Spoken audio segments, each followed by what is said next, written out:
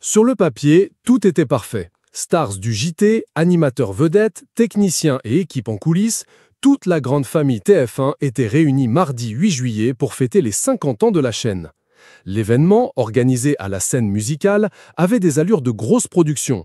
DJ set signé Quentin Mosimann, effets pyrotechniques, apparition surprise de Casimir, tubes en chœur avec Bruce Toussaint, Evelyne Delia ou encore Jean-Luc Reichmann.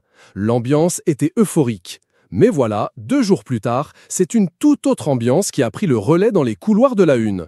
Le jeudi 10 juillet, une note interne a circulé, sobrement intitulée « Information du service médical ».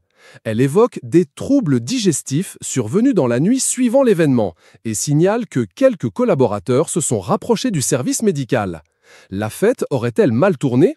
Si l'origine des symptômes reste floue, la chaîne n'a pas traîné. Dans un souci de transparence, TF1 a déclaré avoir lancé une procédure officielle auprès de l'Agence régionale de santé. Un porte-parole explique dans l'Informé. À partir de 2 cas déclarés, une entreprise doit lancer une procédure auprès de l'ARS, ce que nous avons évidemment fait en tant qu'entreprise responsable. Pour l'heure, aucune analyse n'a encore permis de trancher. Plusieurs pistes sont évoquées. Un problème de restauration lors de la soirée, le déjeuner pris en amont ou encore un virus type gastro ou Covid. Des analyses sont en cours, aussi bien du côté du traiteur que du prestataire de la cantine interne.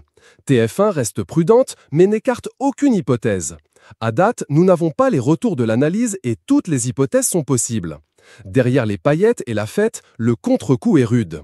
Si la majorité des invités semble avoir passé une bonne soirée, en témoignent les vidéos enthousiastes sur les réseaux sociaux, les symptômes signalés ont suffi à alerter la hiérarchie. Même si l'incident restait mineur pour le moment, il a jeté un froid dans les couloirs de Boulogne.